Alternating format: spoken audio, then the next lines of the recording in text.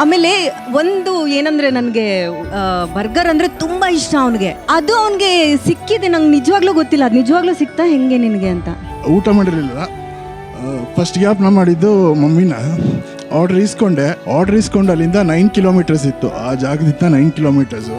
9 kilometres reach ಆದಮೇಲೆ ಅವ್ರು ಯಾವಾಗ ಬರ್ಗರ್ ಬೇಡ ನೀನೇ ತಿನ್ಕೋ ಅಂತ ಅಂದರು, ಅದು ಆ್ಯಕ್ಚುಲಿ ನಾನು ಇವಾಗ ಡಯಟಲ್ಲಿ ಇರೋದ್ರಿಂದ ತಿನ್ನಬಾರ್ದು.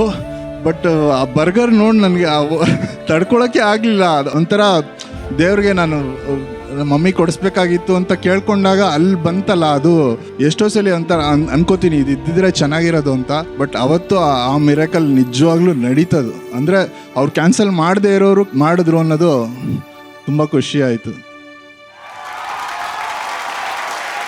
ನೀವು ಸಂಪಾದನೆ ಮಾಡಿರುವಂಥ ದುಡ್ಡಲ್ಲಿ ರಜನಿ ಅವ್ರಿಗೆ ಏನು ತಂದಿದ್ದೀರಾ? ಆ್ಯಕ್ಚುಲಿ ಡೆಲಿವರಿ ಅವ್ರಿಗೆಲ್ಲ ಒಂದು ಸ್ಟಾರ್ಸ್ ಕೊಡ್ತಾರೆ. ಅಂದರೆ ಅವರು ಏನು ಡೆಲಿವರಿ ಮಾಡ್ತಾರೆ ಮತ್ತು ಎಷ್ಟು ಕಸ್ಟಮರ್ಸ್ ಜೊತೆ ಅವ್ರ ಇಂಟ್ರಾಕ್ಷನ್ಸ್ ಹೆಂಗಿರುತ್ತೆ, ಎಷ್ಟು ಬೇಗ ಡೆಲಿವರಿ ಮಾಡ್ತಾರೆ, ಅದ್ರ ಮೇಲೆ ಸ್ಟಾರ್ಸ್ ಕೊಡ್ತಾರೆ. ಆ ಸ್ಟಾರ್ಸ್ನ ಮಮ್ಮಿಗೆ ತಂದಿದ್ದೀನಿ.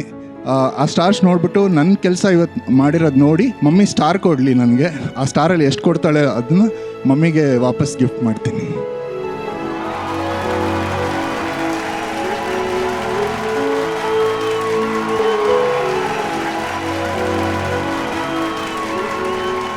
ಇದೇ ಸ್ಟಾರ್ಸ್ ಕೊಡೋದು ಅವ್ರಿಗೆ. ಆ್ಯಕ್ಚುಲಿ ನನಗೆ ಎಷ್ಟು ಸ್ಟಾರ್ ಕೊಡ್ತೀಯಾ? 5 ಸ್ಟಾರ್ ಇರಲಿ. ಯೂಶಲಿ ಆರ್ಟಿಸ್ಟ್ಗಳಿಗೆ ಸ್ಟಾರ್ ಅಂತ ಹೇಳ್ತಾರೆ. ಸೊ ಈ ಸ್ಟಾರ್ಗೆ ನನ್ನ ಗಂಡನೇ ಸ್ಟಾರ್ ಸಂಪಾದನೆ ಮಾಡಿಕೊಟ್ಟಿರೋದು ನಂಗೆ ತುಂಬ ಖುಷಿ ಆಗ್ತಾ ಇದೆ. So cute. Thank you so much babe. Thank you.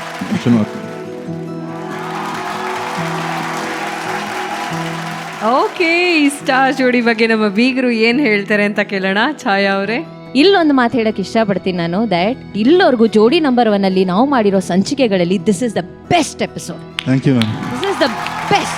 ತುಂಬಾನೇ ಒಂಥರ ತೃಪ್ತಿ ಇದೆ. ಇವತ್ತಿನ ದಿನ ಕೆಲಸ ಮಾಡಿದ್ದು, ಇವತ್ತಿನ ದಿನ ಜೋಡಿ ನಂಬರ್ 1 ಬಂದಿದ್ದು ತುಂಬಾ ತೃಪ್ತಿಯಾಗಿದೆ. It's amazing. To the entire team, hats off to you, hats off to you.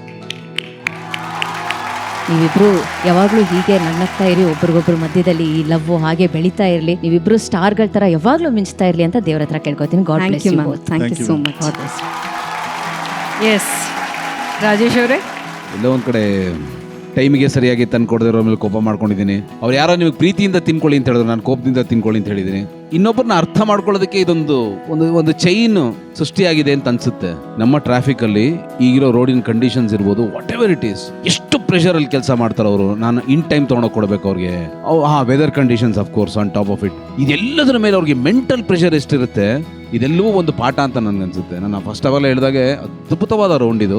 ಎಲ್ಲರಿಗೂ ಏನೋ ಒಂದು ಪಾಠ ಕಲಿಸ್ತಾ ಇದೆ, ಎಲ್ರಿಗೂ ಇನ್ನೊಂದು ಜೀವನ ತೋರಿಸ್ತಾ ಇದೆ. ತೋರಿಸಿದ ಜೀವನ ಎಲ್ಲರೂ ಜೀವಿಸ್ತಾ ಇದ್ದೀರಲ್ಲ, ಅದು ಬಹಳ ಖುಷಿ ಆಯ್ತು ನನಗೆ. ಥ್ಯಾಂಕ್ ಯು ಪಾ, good luck. Thank you sir. Thank you. Malavi ಅಕ್ಕ, ಇದುವರೆಗೂ ಈಗ ಯಾವುದೋ ಕಾರ್ಮಿಕರು, ಮೂಟೆ ಹೊರೋರು, ಮನೆ ಕೆಲಸ ಮಾಡೋದು, ಅವನೇನೋ ಪ್ರೊಡಕ್ಷನ್ ಕೆಲಸ ಮಾಡಿದ್ದು, ಇದೆಲ್ಲದರ ಪರಿಚಯ ನಮಗಿದೆ. ಇವ್ರ ಬದುಕೇನು ಅಂತ ಗೊತ್ತಿರ್ಲಿಲ್ಲ. ಇವತ್ತೇ ನನಗೆ ಗೊತ್ತಾಗಿತ್ತು. ಎಷ್ಟೋ 1000 ಸತಿ ಆರ್ಡರ್ ಮಾಡಿದ್ದೀವಿ, ಇವ್ರ ಬದುಕೇನು ಅಂತ ಇದುವರೆಗೂ ನಾವು ನೋಡಿರ್ಲಿಲ್ಲ. ಇವತ್ತಿನ ಈ ಎಪಿಸೋಡಲ್ಲಿ ಇದು ಬೆಳಕು ಚೆಲ್ಲಿದೆ. ಅದು ಬಹಳ ವಿಶೇಷ ಅಂತ ನನಗನ್ಸುತ್ತೆ. Attitude towards food delivery boys, ತಂದ್ಕೊಡೋ ಆ ಡೆಲಿವರಿ ಬಾಯ್ಸ್ ಬಗ್ಗೆ ಸ್ವಲ್ಪನಾದರೂ ನಮ್ಮ ವರ್ತನೆ ಬದಲಾಗ್ಲಿ ಅನ್ನೋದಕ್ಕೆ ಇದೊಂದು ಒಳ್ಳೆ ಉದಾಹರಣೆ ಆಗುತ್ತೆ ಇವತ್ತು ಅಂತ ಅನ್ಸುತ್ತೆ. Very very nice.